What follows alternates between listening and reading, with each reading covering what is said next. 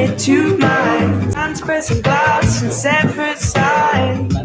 3 seconds till I die. 1, 2, 3, stop. Okay, shall we kick off there?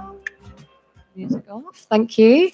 So listen, thanks everyone for staying around for this last and final panel discussion today. We know it's been probably a bit of a long day in a dark room, but we hope that you have found it enlightening, informative, and really helpful to your career and to your development. So thank you very much, and do stick with us for this last one, which, as we said, is about your health, both your physical and your mental health. And we have a great panel of speakers today. And I think what I have really enjoyed myself about this afternoon is that everyone that has spoken has been from Northern Ireland, working in music in Northern Ireland, or with a very strong connection to the sector over here. And this final panel is absolutely no exception. So I'm just going to go along and ask everyone to say a couple of lines of who they are and the organisation that they represent, or the reason that they're on the panel. And then we'll get into the discussion. So on my right-hand side, we have Christine. Over to you. Good afternoon, everyone. My name is Christine Hunter.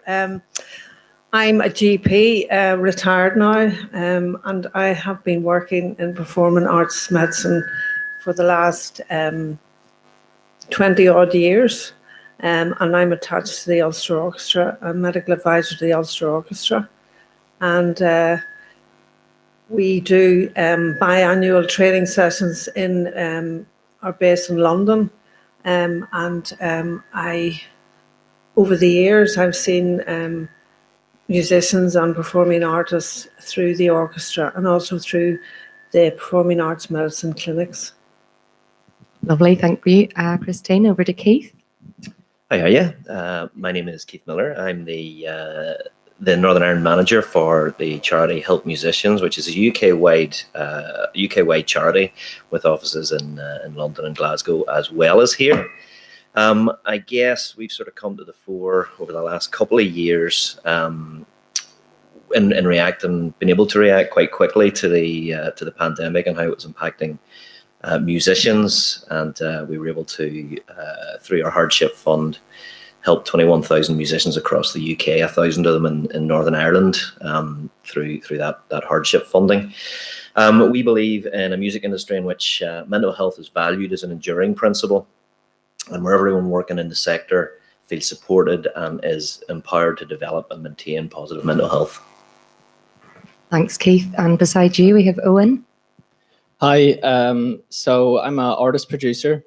I spent most of my time over in Liverpool, and I'm here today to kind of speak on my experience about mental health. So Help Musicians and BAPAM both helped me fund therapy for the last 6 months, and it's been completely life-changing for me, and it's helping me kind of form a new sustainable career in music. So yeah, I was looking forward to talking about my experience in it, and excited and very nervous to be here. First time out and on a stage, so yeah.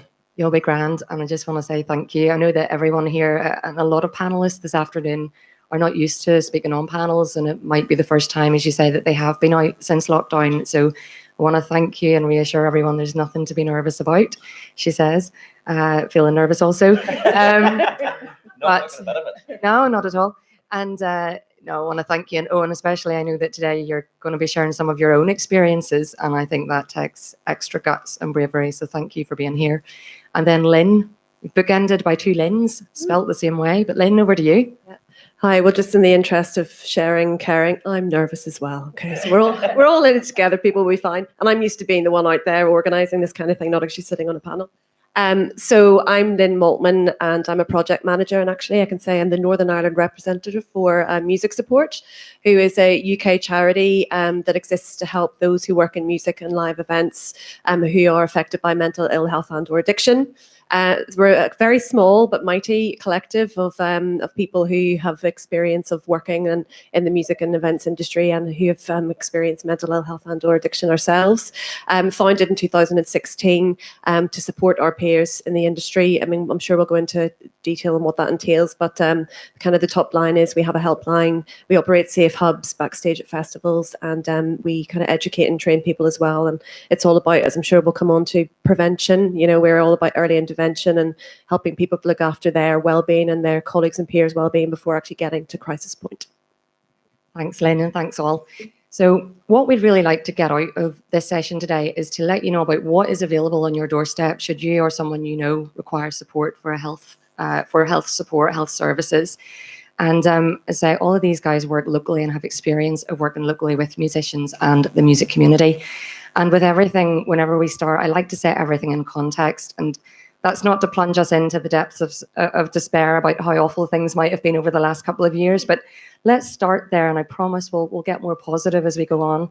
Keith, you mentioned that over the last couple of years, Help Musicians has supported around 21,000 musicians, and 1,000 of those here in Northern Ireland. Mm-hmm. So can you tell us what has that been like for the individuals that you've been dealing with? What have you seen happen during that time? Give us an overview of maybe some of the stats or the things that you've seen. Absolutely, Lynne. I mean, the crux of that, the real mass of that number came through our hardship funding, which was really just over 3 rounds, just to help musicians who were suddenly out of work, and many of them falling through the cracks in the government support, such as it was, less said, easier mended, to pay the rent and to eat and to all of those sorts of things. But we did that largely through our Music Minds Matter 24-hour, 7-day-a-week helpline for the industry, and a lot of that deals with triaging people who call with worries or anxiety or any of those any sort of mental health difficulties, and as Lynne was saying, people hitting maybe crisis point. We saw the demand for Music Minds Matter nearly double in 2021, and between the 1st of January and the 30th of September, musicians accessing one-on-one counselling through Music Minds Matter, we saw like a massive increase, like 94% year on year. It's crazy. And factors that they were coming to us to talk about where, really just the impact of not being able to tour, of things being cancelled, of not being able to gig, losing your income, you know what I mean, and the impact then, and also the impact of not being able to be creative. So yeah, it was we did a survey last year, and the results of that survey found that 87% of musicians found that during the pandemic, their mental health deteriorated. Over half weren't able to make any money at all from music. And there was a figure of 91% that showed a complete lack of certainty about the future. And that included, the double whammy of Brexit followed by the pandemic. So it just was body blow after body blow. But you paint a very disturbing and concerning picture. My apologies. Not at all, because that's the reality of what musicians are dealing with and those in the sector are dealing with. So you need to know that to be able to know how to respond to it. Lynne, if I can just come back to you, you mentioned a helpline that Music Support has. I mean, what have you seen from that helpline or from those that you've been engaging with in the last 12 to 18 months? Well, call volume to our helpline in the past 12 to 18 months has increased by 60%, and the kind of cases that we're getting are becoming a lot more acute as well. I'd say 50% of calls that are coming through are related to anxiety and depression. And, again, people have been, I think you've talked about this already, but the music industry, the events industry was hit so hard by pandemic, and a lot of people still aren't back to work again. We were locked up for such a long time, feeling isolated, and the reverse of that is we're now kind of suddenly expected to go back out into the big bad world and everything's fine again, and it's not. People are still suffering. They're still calling us with anxiety and depression, and another 50% of our calls are, again, addiction related. I think between February and September in 2020, high risk levels of drinking nearly doubled in the UK.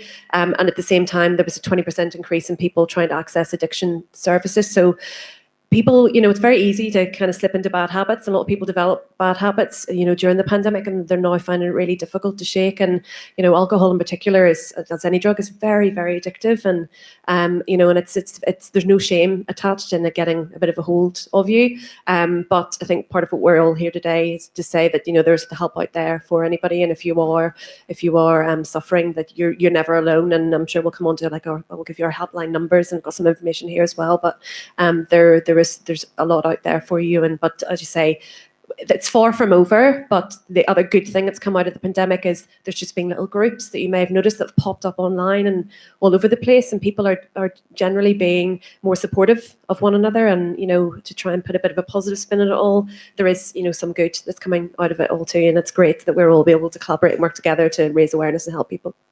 Don't worry, we're going to come to the positives. It'll be okay.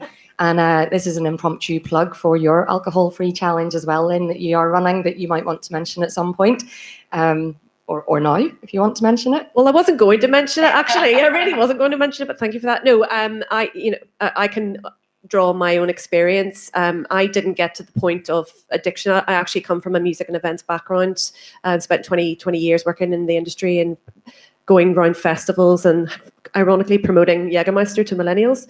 And then just over 3 years ago, I just had a bit of a burnout. I left a job that I'd been in for 7 years. It was just too much, and I had a bit of headspace. And I was just thinking a bit more about my mental and my physical health, and just a recurring problem seemed to come along that just alcohol wasn't really making me feel good anymore, and it just wasn't enriching my life. So I decided to take a break, and I initially decided to do 90 days, 3 months off booze. And if you're Irish and you're a drinker and you grew up in the 90s, that's a lot easier said than done, because it's something that we've done since we were in school, through uni, through to work. So I initially did a 90-day challenge, and it ended up having such a massive impact on me that it turned into 6 months and then a year.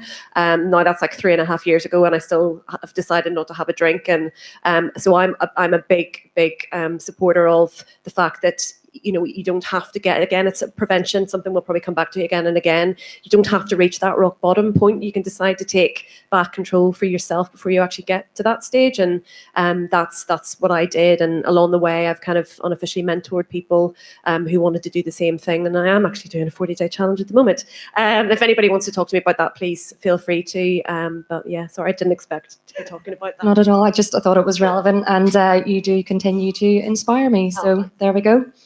Christine, coming to you now. BAPAM, the British Association for Performing Arts Medicine, which we have Claire Cordo, the Chief Executive, in the House, as well as Peter Leatham, the Chair of BAPAM, who was the guest on the previous panel.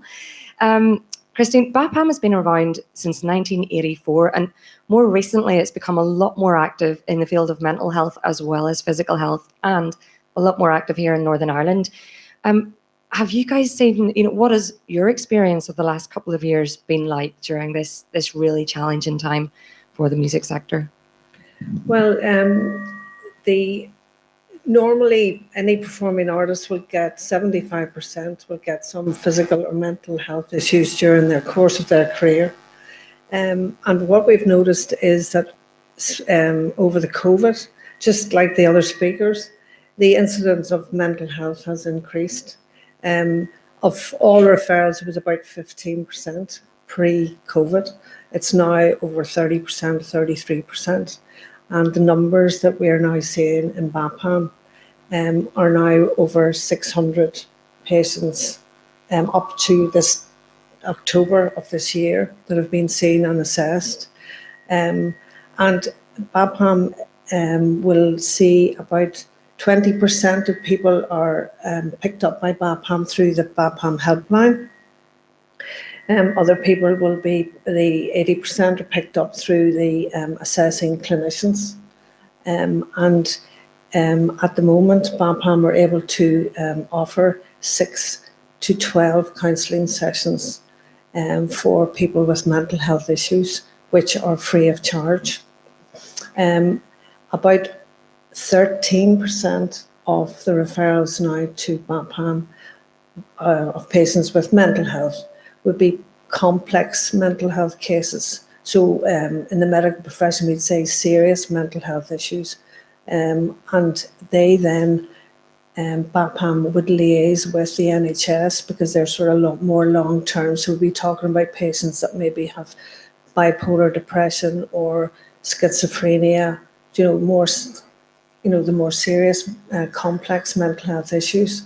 But 80,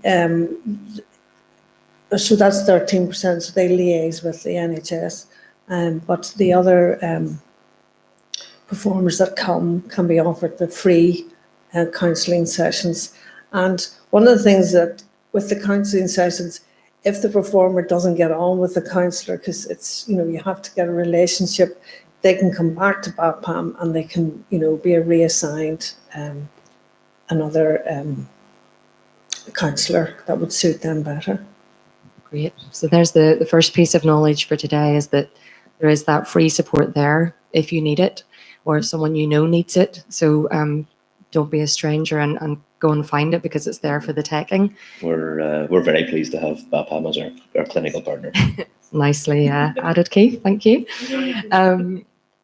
Lovely. So Owen, we come to you because I'm sure what these guys from various organisations have been hearing at the other end of the phone, you have experienced firsthand, and I'm sure you and others within the music sector that you know or work with or spend time with have similarly had some of these challenges. Would you be happy to tell us just a little bit about what you've been going through and some of the help that you've been able to receive?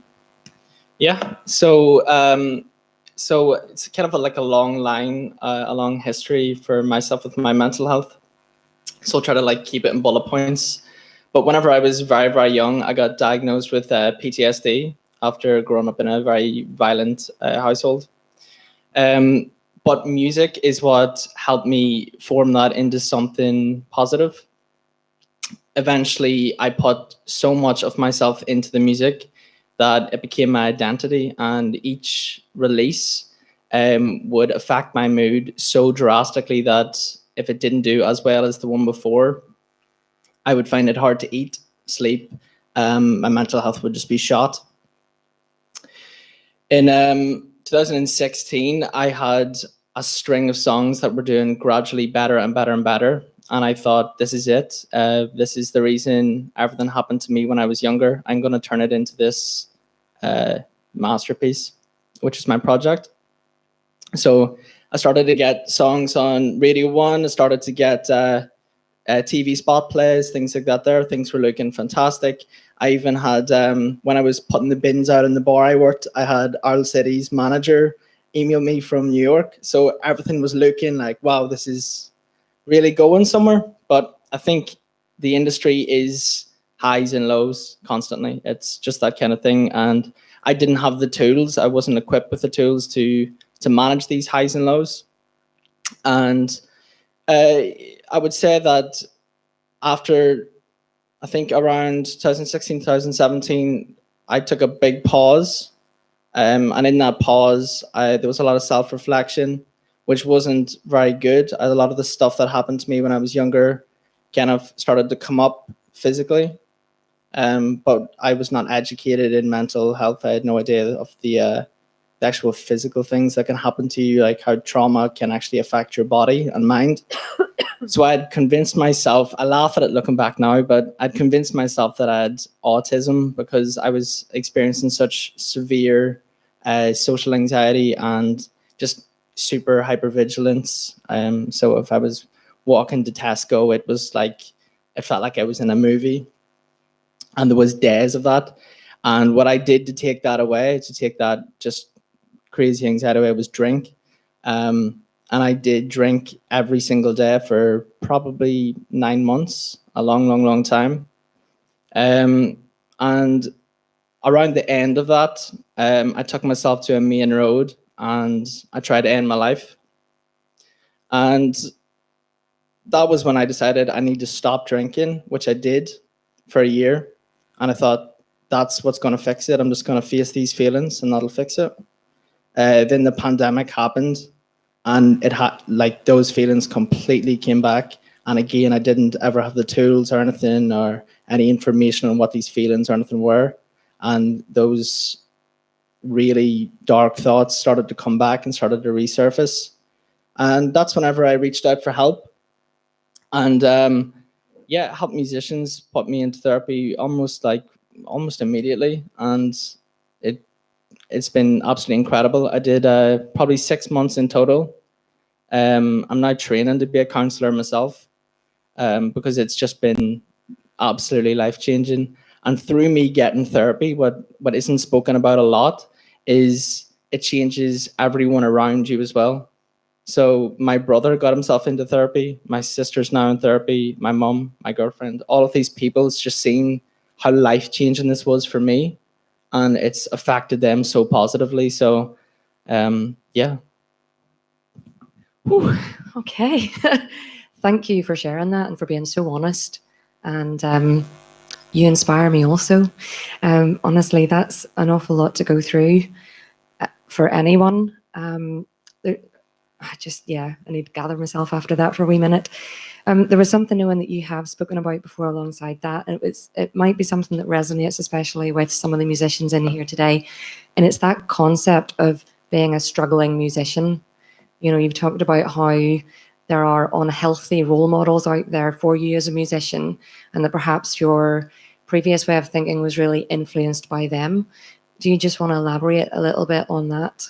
Yeah, so one of the panels I went to whenever I was younger, there was a speaker who spoke about how he got his number one, and he spoke about becoming suicidal 3 times and like having failed attempts. So in my eyes, as like a young aspiring artist, I seen that as that is what you have to go through to achieve that level of success, which is just completely bullshit, and it should just be demystified completely, because you have really unhealthy role models. And I think that the people that have achieved so much in music that are like idolized, you have Kurt Cobain, you have like most recently Lil Peep, all these guys have like severe issues, and like the struggling artist has been the most like it's a terrible goal to try to achieve. It's a terrible norm to accept, and it's not the way forward. Like I think everyone needs to try to be working sustainably. You kind of need to know the difference between discomfort and pain, and good art doesn't come from pain. You need to be in a good headspace to be creative. You cannot create anything good if you're, just thinking about offing yourself constantly. It's not a good way to live, and I do think we need healthier role models out there. So there was something you mentioned, and then Christine, in the sort of pre-call before this panel that we had, that you and Owen connected on, and that was the need for better education, and also spotting the signs that you might not be in the best mental state. You know, we talk about, as I understand it anyways, some people talk about 4 levels of mental health. You have sort of good, average, poor, and then clinical. And a big bit of what we want to do is to educate people to spot the signs, to know when there might be something that they could prevent from getting to that crisis state. What experience have you had? And is there a case study as such that you'd be willing to share with us about, being able to spot those signs and what people might want to look out for, whether it's for themselves or others that they work with? Yeah, but I'd like to thank Owen for sharing his story, because I know that's very difficult. We hear stories like Owen's in the surgery, but we never, publicise it. So I think really it's very brave of Owen to come and share that with us today.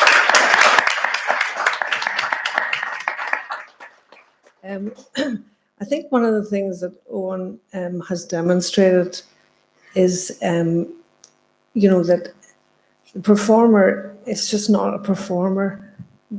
You need to take a holistic approach to the performer, and the impact that you've highlighted about your background and then trying to achieve and getting there, and then the COVID coming in and various things that impact on the performer. And I know as an assessing clinician, you don't just ask about their pain or their mental health and the musician, you ask about various things.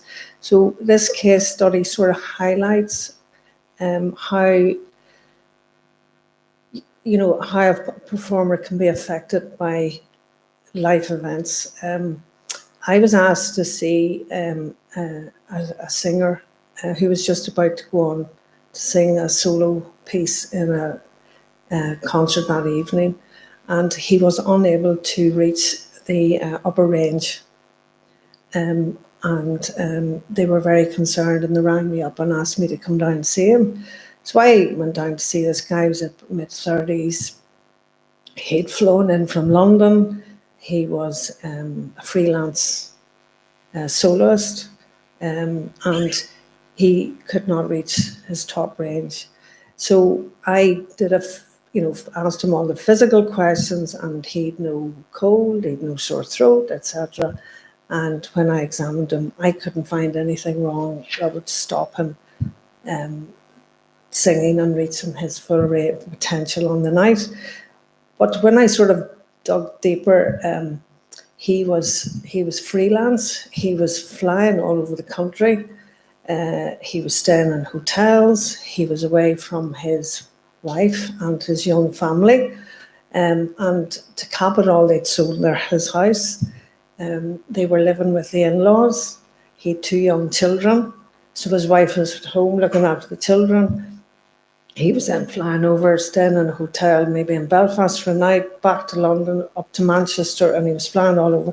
And because he was freelance, he was doing every gig he could get, because the uncertainty of when the next one was going to come after this one, which is a problem with freelance musicians, rather than contract musicians, say, that play in the orchestra. And his diet was poor. He wasn't doing any exercise. When you asked him about his sleep, he was staying in hotels, he wasn't sleeping right, and all these things and I sat down with him, and we sort of just analysed his lifestyle, and he was just so tense, everything in his throat had tensed up, and he just couldn't get, and I said, his shoulders were up near his ears, and and he was like, and as I talked to him, I could see the shoulders going down a bit, because he could understand. And I said, you need to just look at the whole of your lifestyle. And I spoke to him about diet, hydration, sleeping well, trying to get a good work-life balance, which we all need in all of our jobs, no matter if you're performing artists or not, But that sort of highlighted, really stuck in my mind the importance of the performer's holistic approach, and very well illustrated by Owen this afternoon. It's funny, all those things that you mentioned in your case study, Christine, are some of the top prompts that whenever people phone our Music Minds Matter helpline, those things are some of the top things are touring, lifestyle factors, irregular work, financial difficulties, isolating work conditions, lack of routine, with the sleeping and the eating and everything. Those are some of the top things, and you had every one of them there in that case study. And uncertainty. Yeah, I think what that shows is that there might be something that is happening to you physically, but actually it's as a result of that poor mental state that you're very much intertwined and interconnected. And it is that holistic view that thankfully you were able to get to the bottom of and support that performer in question. Now, Lynne, I know you mentioned that music support, you have the helpline and you have the first aid training and the addiction and recovery workshops as well. In terms of education and prevention, have you seen an uptake or an increased demand in people wanting to educate themselves to be able to help others over the last couple of years? Yeah, definitely. I mean, we definitely still have a long way to go. But again, the whole experience of going through the past 18 months and people having that time out and realizing the way that we were operating before, especially when you work in music events, you can't do that. We can't, we've got to look after ourselves. We've got to look after each other. So we've definitely seen an increase in demand in our education resources. So as you said already, so we have 2 different training courses. We have mental health first aid and addiction and recovery. And our kind of dream is to that there's always going to be, if somebody goes on tour or there's a big event, that there's always at least one person there who's trained to be able to spot the the signs and the symptoms of if somebody's suffering with mental ill health or addiction, and so that they can kind of help them through that. So Yeah, well, one thing I'm really actually pleased to share today, because it's just happened this week, is thanks to funding from industry supporters, our new addiction and recovery workshop, which is designed to break down stigma attached to addiction, help you to recognize the signs and symptoms, and actually help somebody who might be going through that. We're currently offering a bursary to anybody who works in music and live events who's interested in attending this. It's a 4-hour workshop virtually at the moment, unfortunately. You can apply to attend that for free. So I've got some details here that I can share with you, and if some more details on musicsupport.org is our website as well. But if you want to have a chat with me about that, we'd love to hear from anybody who'd like to apply to be a part of the course. Do that for free. That's great. And I think, Lynne, you've just segued us nicely into the final question that I'll ask to all of you. And it's about getting practical. So we started off with the negatives and sort of in the depths of despair, and we've taken that on to the need for education and healthier role models. And now we're at the point where we say, right, we know where we are and what needs to change.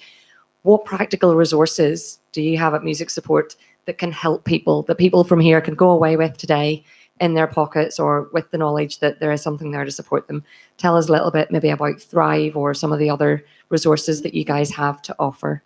Yeah, so again, both we and Help Musicians have a helpline. So our helpline is say run by industry peers who have lived experience of working within music and events, and it's 0800 030 6789. Sorry, I don't know that off by heart. But again, you'll find the details of that on our website. Sorry, Keith, I don't know your helpline, but you can come on to that in a moment. Perfect. So that's great, and it's there. And we find that 2/3 of people that call our helpline, it's enough just to have a chat with somebody. We're there as a listening ear and a support. A lot of people just want to speak about what they're going through. But for the other third who kind of require more support, we have a whole range of services, through to simple signposting to mutual aid groups, whether that's AA or NA, or as I mentioned earlier, there's just a really massive growing community of groups online. One that I have kind of joined is called the Back Lounge. It's on Facebook.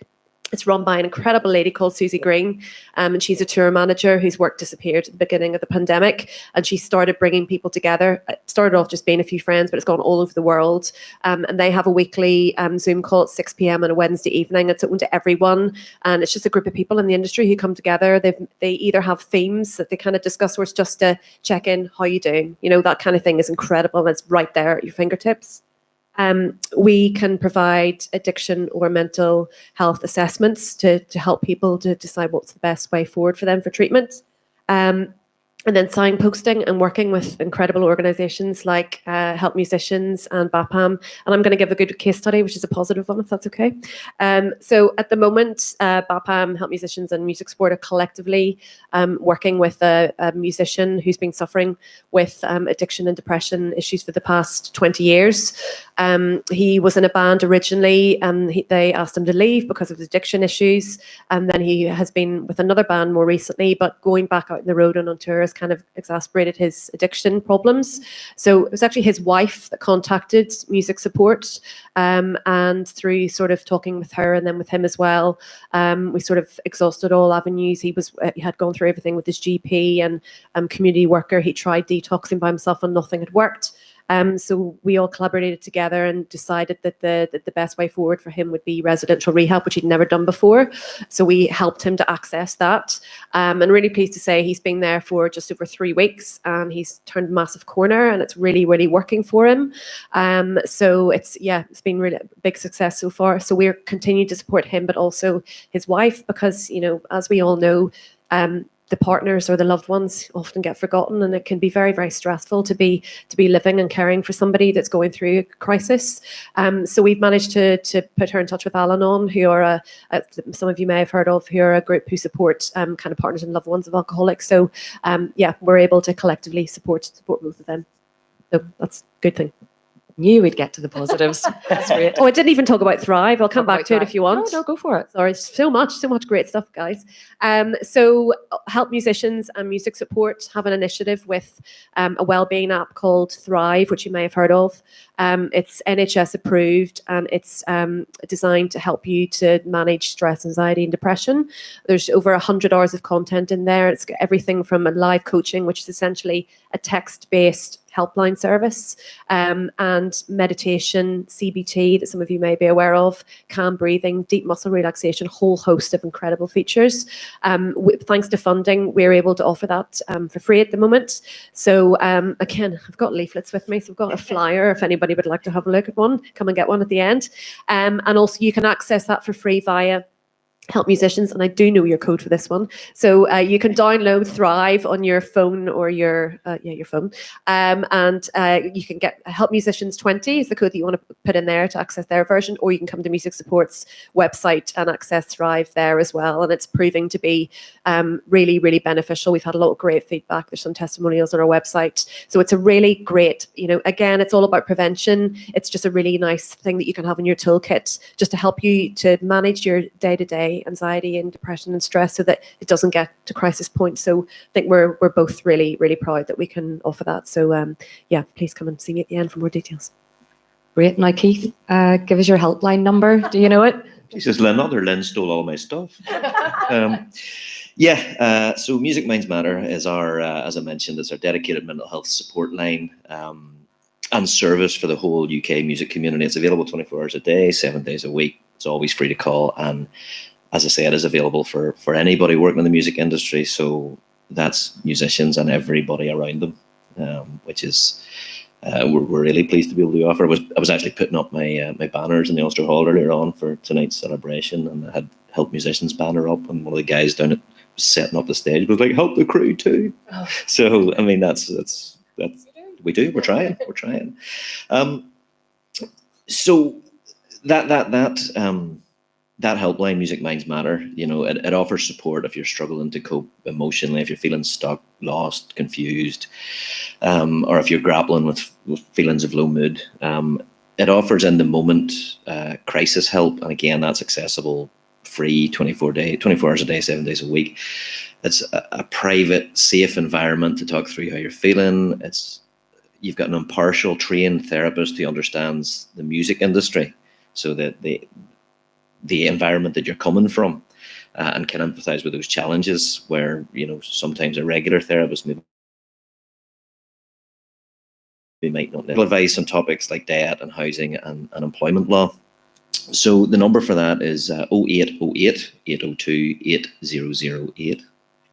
And we have an office here in the OES Centre, so you can always come and see us and grab that number and check out helpmusicians.org.uk. But I mean, in addition to the helpline, we undertook research in 2020 to look at the wider mental health needs of those working in the music industry. And on the back of those insights, we've got some ambitious plans that we're developing. We're looking to develop a national local support group, network that offers all those working in the industry the ability to meet together, to meet with mental health experts, to look at issues like anxiety and building resilience that will enable music professionals to maintain and improve their well-being. And it's an ongoing plan, but we're really getting there. We had a lovely building confidence and coping with change session earlier on in Sound of Belfast. That the insights that we gained from the musicians that we spoke to there were just fantastic. We're looking at how best to present those sessions and run those sessions and implement them.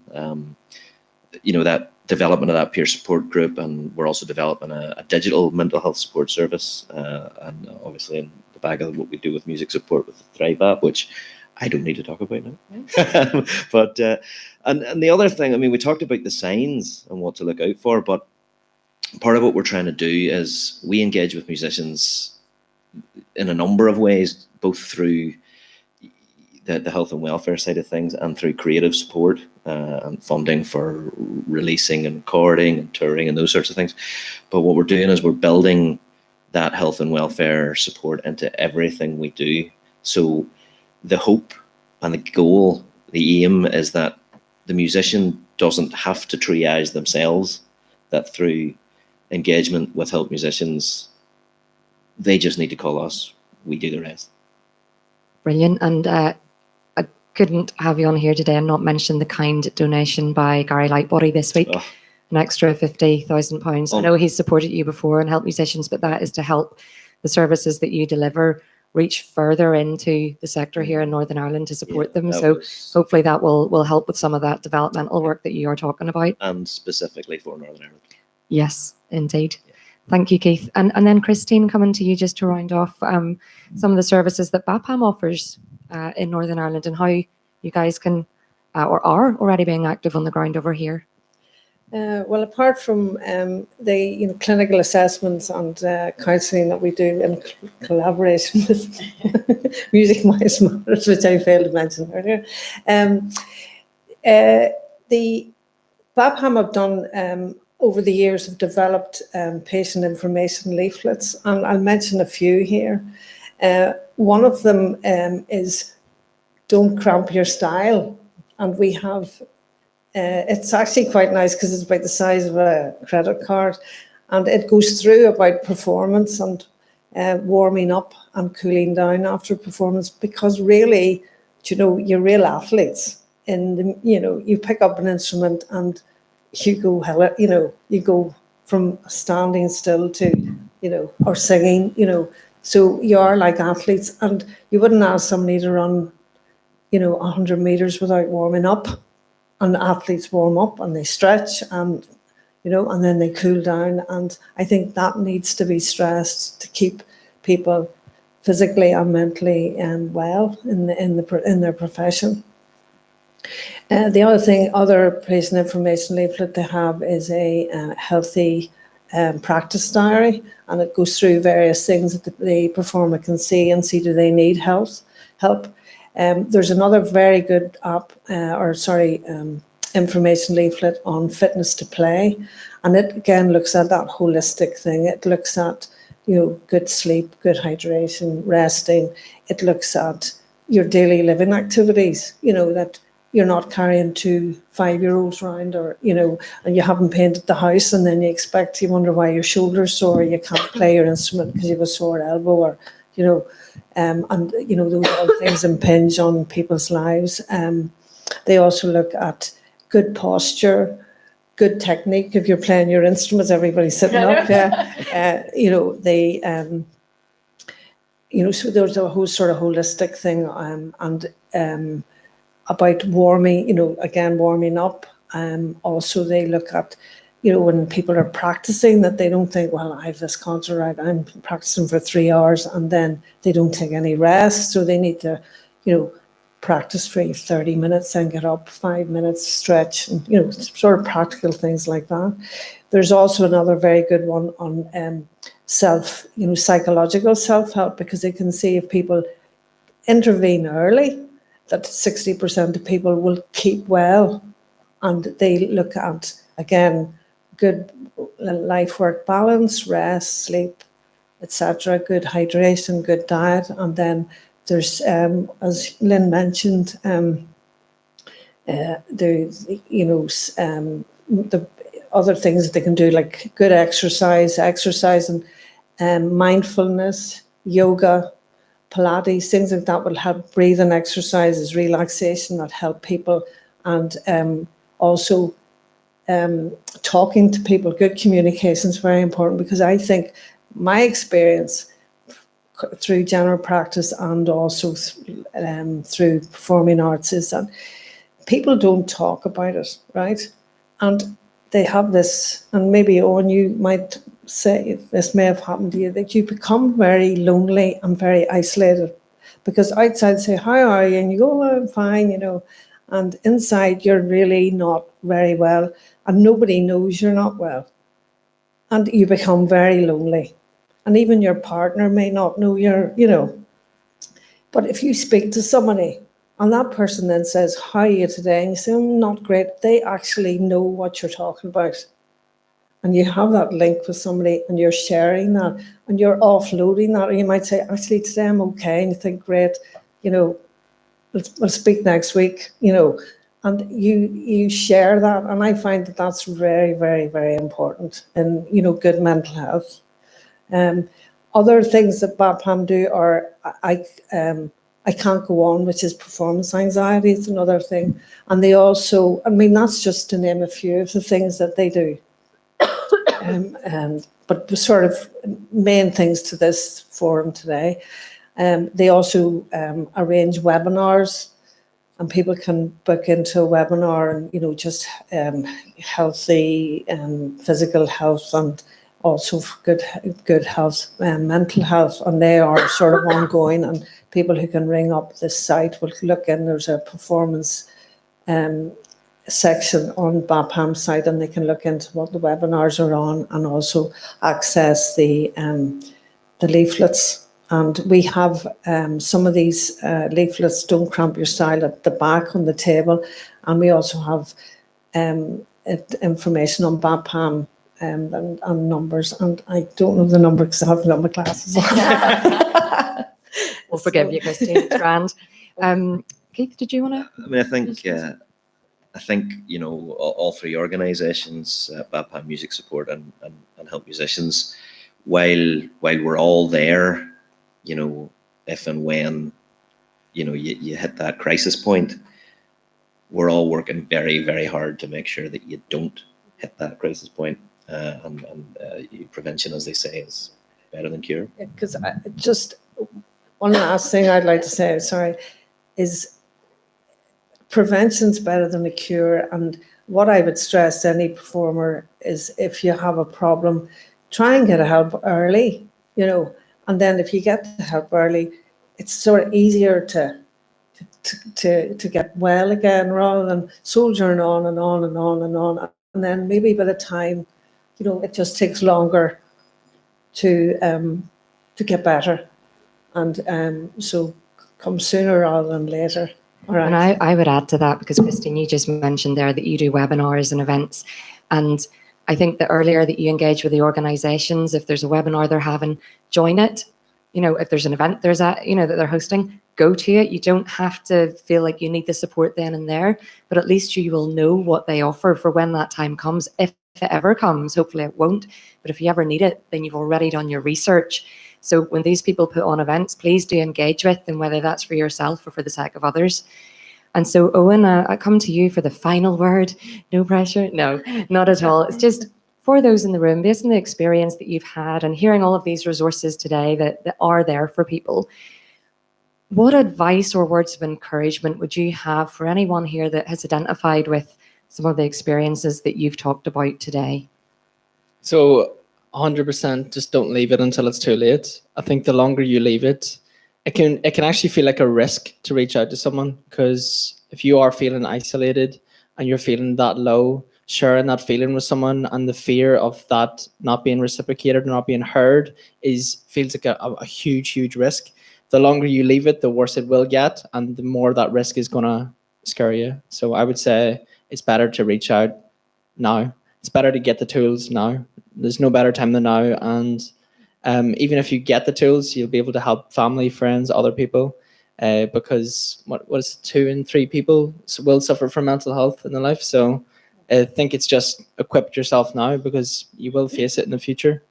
The other thing for me, just for any musicians in the room, I bet everything on it. I bet, I've had the million streams on Spotify, didn't make me happy. I had the record labels come, didn't make me happy. I had management that I thought was going to make me happy. All these things that I was constantly working towards, that I thought were going to give my trauma purpose and give all that, just wipe away all of that pain. It won't.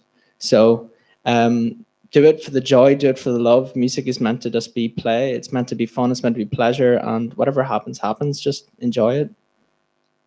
Beautiful note to end on. Thank you. We'd probably have time for maybe 1-2 questions if anyone does want to ask something. Yes, thank you.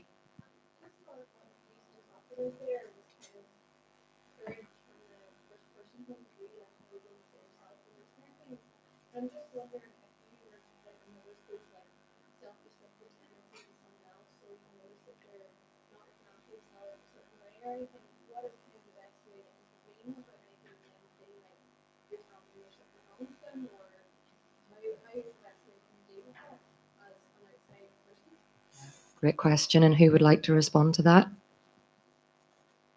Who has experience of that? Or Owen, is there, maybe do you wish someone would have said something to you a bit sooner?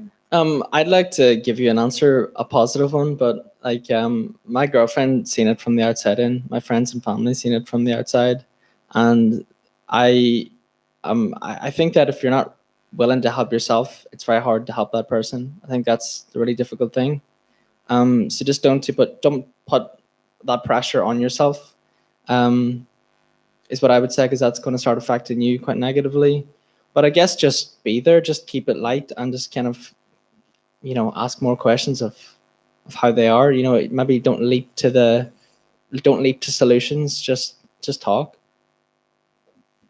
I think the extra thing I would add is that one of the clients I work with is a guy from Movember, and they've done an awful lot for men's mental health in recent years, and they have a thing called the ALEC model, ALEC, and I'm not going to remember that off the top of my head, but if you Google that, it sort of tells you how you can start a conversation with someone in a really easy way that feels natural and doesn't feel too challenging for you as the person in that position. So research the ALEC model. I think it's on the Movember website, and I think they've got a host of resources that could maybe facilitate or help that situation or those conversations. I think Lynne is, oh sorry, Christine. I think also Owen said about support. You need to show that you're there for supporting, and also try to encourage them, in a positive way, and and shows and try to say that there is help out there, and try and maybe signpost them to some places that that might help. But as Owen says, people need to be in a place where they want the help too, and it's they knowing that you're there and you're going to support them and encourage them as best you can, without obviously being on their case, as we say in Northern Ireland, but I think that's what you'd have to do.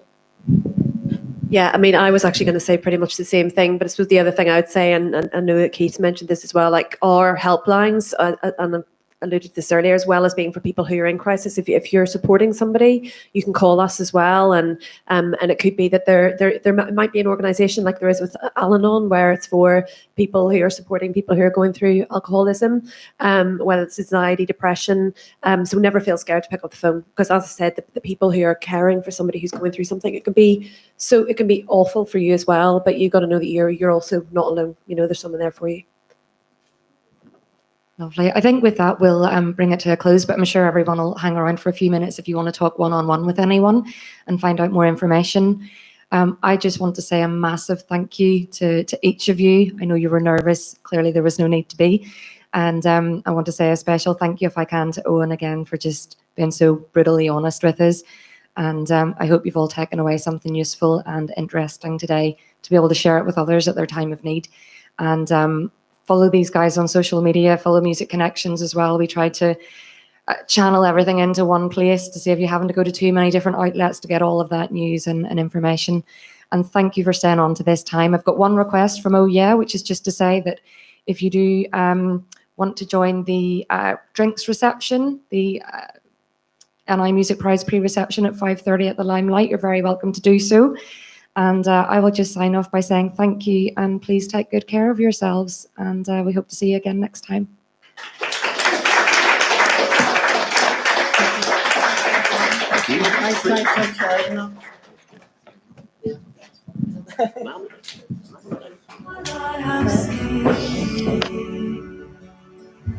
So the world becomes a shrine. All I have is offered to you.